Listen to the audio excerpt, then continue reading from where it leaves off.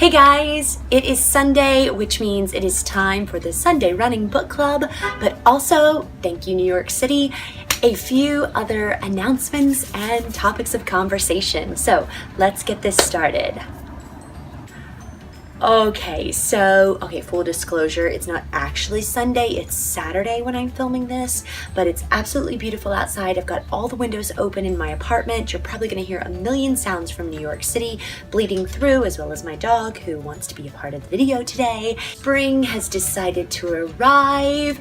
I've got shorts and a tank top on. I'm going for another run this evening. I am so excited to be slathered in sunscreen and get out there again. And yes, because tomorrow it's gonna be 40 degrees.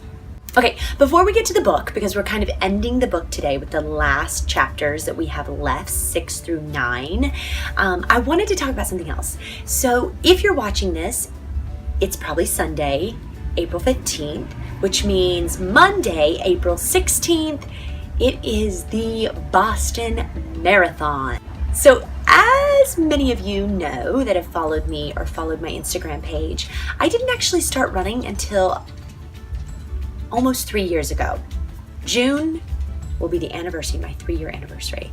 And so I didn't really know much about all of these marathons that are out there. I had never heard of the Berlin Marathon. I knew the Boston Marathon was out there, but I didn't think much of it because I never in a million years thought I would be running any kind of marathon.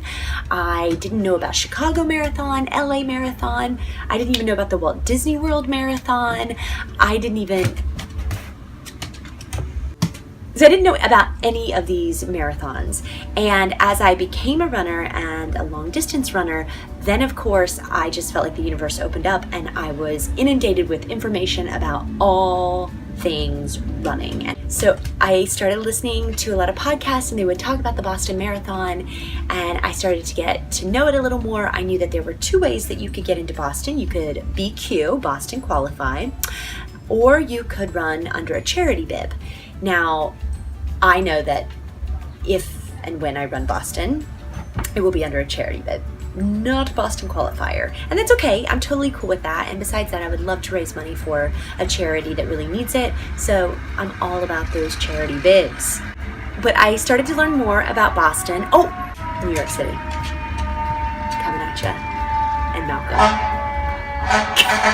So Boston Marathon has been on my radar now for 3 years, and I wanted to let you guys know because I have some friends running this go round, but I watched last night the Boston Marathon documentary, which if you have not seen this documentary, which is narrated by Matt Damon, you absolutely 100% need to, especially if you're looking for inspiration, if you're looking to just completely be awe-inspired by amazing humans. It is on Amazon. You can rent it from Amazon. I'm sure there's other places that you can rent it. I rented it through Amazon. It was $4.99 and totally worth every penny of that $4.99. So I definitely want to put that out as a big recommendation, especially if you're like, let's turn it into a Boston Marathon weekend. Why not? Definitely 100% watch that documentary. I just kind of wanted to put that out there, and that yes, my goal is to one day run the Boston Marathon. But let's start with New York City this year. We just did Walt Disney World Marathon. Let's get to New York City and then we'll see what happens from there. Okay, now let's finish talking about the book. Running, a Love Story by Jen A. Miller. I hope you guys have enjoyed this book. I certainly did. I read it really fast. I mean, we're already at the point now where I'm talking about the end of the book. That's how fast this read is. So if you haven't read this yet, by all means, get on this. It's so good.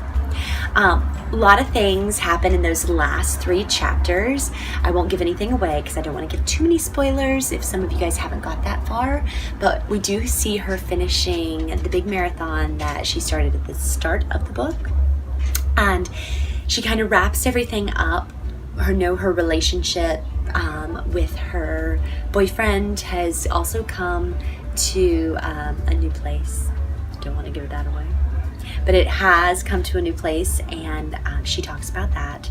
But I really wanted to focus more on what she has learned from running these races, from finishing this marathon, and what started out as a journey to kind of get past these bad relationships, this kind of failed mentality in her life has really turned around into something else, and that sense of proving to yourself that you can do things that you thought were possibly impossible.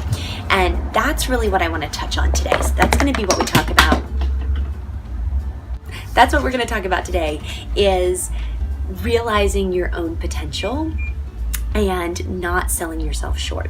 When I look back at the Walt Disney World Marathon, and I look back at the 6 months prior to doing the Walt Disney World Marathon, I think of the time in my life where I really thought there was absolutely no way I was going to be able to not only run 26.2 miles, but also tackle on 13.1 the day before. I had never ran back-to-back races like that, and so I had no idea really what to expect. I wasn't, I didn't even know my own strengths at that point. I knew I was a strong person. I knew that physically I was strong, that I had already tackled half marathons before, but it was uncharted territory for me when it came to the 26.2 miles that I was going to put my body through. And even in my training, I only really got up to 21 miles of training. And so those last few miles were going to be completely uncharted waters. And, I didn't know. But then I finished. And then I remember specifically the moment I knew I was going to completely finish what I had set out to do. And I remember in Epcot, I had just passed my husband at mile 25. He was in the French Pavilion. So I stopped, got a picture, and handed him off his beer, and it was so incredible. And I started to run again to finish up, and I remember he looked at me and he said, "You're doing so great. How are you not out of breath? And also, you're going to finish a marathon." And so I took off, knowing I had met him at mile 25. I had that 1.2 miles left to go, and I came around the Mexican Pavilion, and I saw all of my teammates from Team Shenanigans, and they were all there, Team Margarita, and they were cheering, and I thought to myself, oh my God, I am 100% going to finish this marathon, and I will have finished this challenge, this 39.3 mile challenge. I would totally was going to do. And I will never forget that. And I came around the corner to the finisher chute, and I saw that finish line, and I had my sister Melanie on the phone because she always talks me through the last couple of miles. And my mom and dad were there at the finish line, and they had my other sister on FaceTime from Rochester, and she was watching me, and I just felt so good, and I was so happy. And you just realize in that moment that when you give yourself permission, you can absolutely achieve things that you did not expect to achieve. And that just opens the door to so many other possibilities. I will not sell myself short. I will not tell myself that there is something that I can't do. And I will never look at somebody else, no matter where they are in life, no matter their age, no matter their gender, their race, no matter what. I will never, ever discourage them from going out there, giving it their all, and trying to do things that they think might be impossible. And I look at the New York City Marathon, and I see all of those miles, those 26.2 miles. I see all those bridges. I know because I've ran across the Queensboro Bridge. That is an uphill climb, but you know what? I'll get it done. I'll get it done and I will do it, and so will the thousands upon thousands upon thousands of other inspiring humans that will also be there with me on race day and every race that I'm at. And that's one thing I think I really took away from Jen's book, is that when you put your mind to it and you put it in and you put that training in and you squelch all those voices inside your head that tell you that you can't do something, or that you aren't fast enough, strong enough, or capable enough, that you silence those voices and you get it done, because you are absolutely capable of climbing the most incredible mountains against the most incredible odds, and you will absolutely achieve. And one thing I wanted to point out at the end of her book that she mentions that I thought was just so spot on for me. And it said, with that race on that day, when the medal of a spinning New Jersey was placed around my neck, I realized I was wrong. Through running, I am the phoenix reborn, and I will keep turning to running and being reborn until I can run no more. And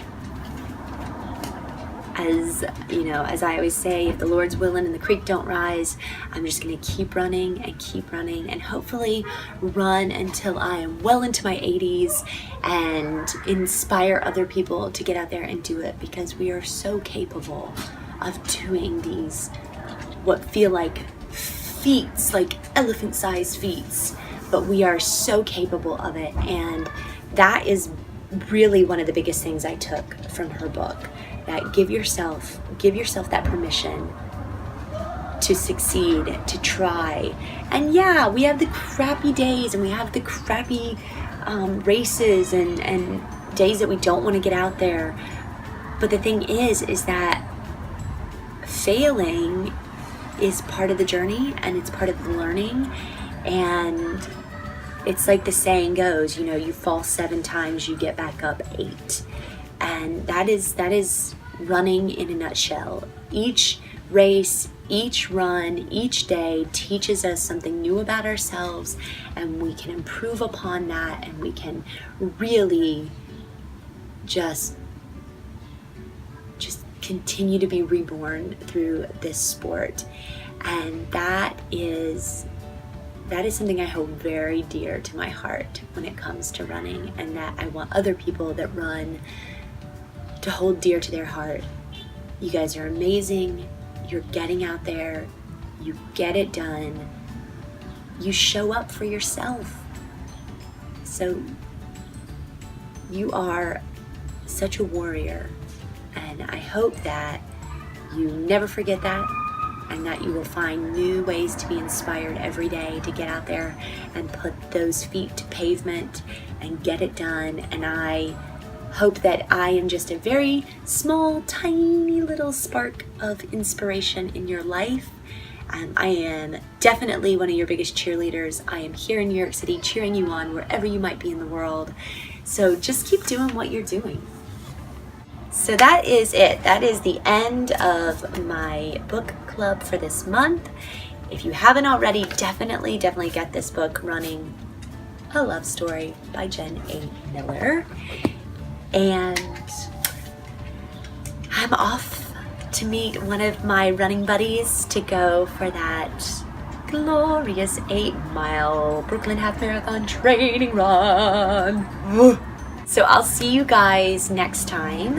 And in the meantime, for everybody that's out there who's in Boston right now, about to run the Boston Marathon, I send you nothing but the most amazing running vibes. Get it done. You guys are all warriors. You're kicking butt. You're amazing. My hat's off to you. And hopefully one day I will join you in that race. And just have the best weekend ever. And definitely watch that Boston Marathon documentary. As always, happy running, happy miles, and keep kicking butt, unicorns.